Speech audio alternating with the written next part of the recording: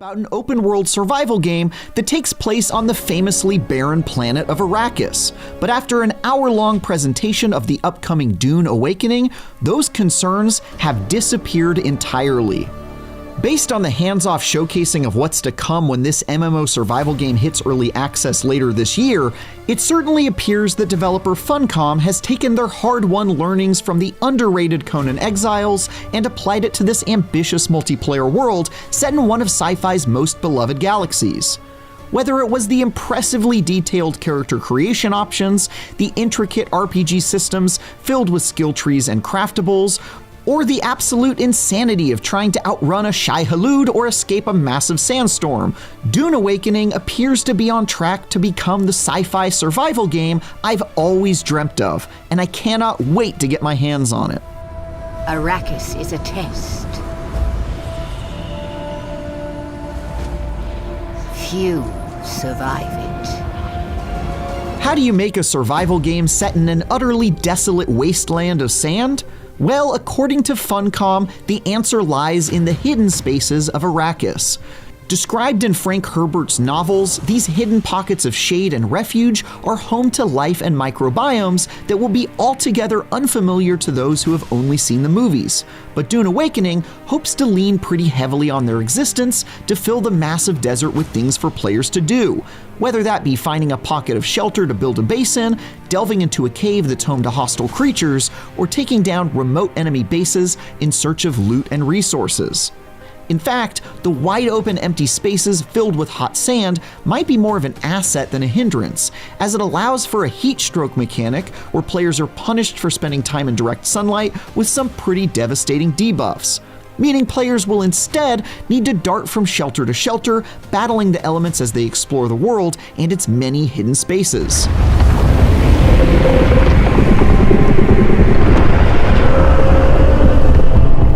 Combined with the forever game of the floor is lava that is dodging sandworms of Arrakis, players will need to remain on the move constantly and develop strategies for managing their water reserves, protecting against the heat, and of course, engaging in the never-ending struggle for all-important spice. In one leg of the demo, players work together to claim a massive deposit of spice while keeping an eye out for the ever-looming threat of the Shai-Hulud drawn to their activity in the desert, only to be unexpectedly overwhelmed by a sandstorm instead, which swallowed them and their precious cargo along with them. In another section, a group of players work together to infiltrate a high-level facility filled with rare materials and dangerous enemies, making sure to harvest the blood of fallen baddies to replenish their rapidly depleting water reserves. Before the demo, I had a lot of questions about how a Dune survival game would even work without becoming extremely monotonous in short order, but by the end, I found myself wondering why in the heck someone hadn't made one sooner. Seeing all the clever ways Dune Awakening plans to make brilliant use of Dune's unique lore made me a believer.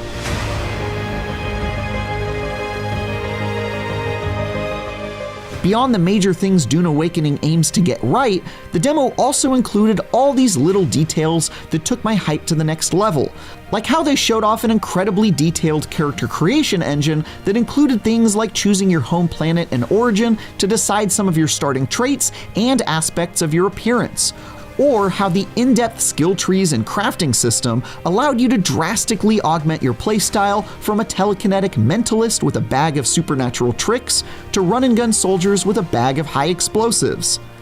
As someone who has spent a good deal of time with the Dune tabletop RPG, dreaming up the characters I'd like to portray in that universe, this looks like it'll scratch an itch I've had for decades, and I absolutely cannot wait to get my hands on it when it hits early access later this year. Arrakis is a test. Few survive it. But the humans that do await.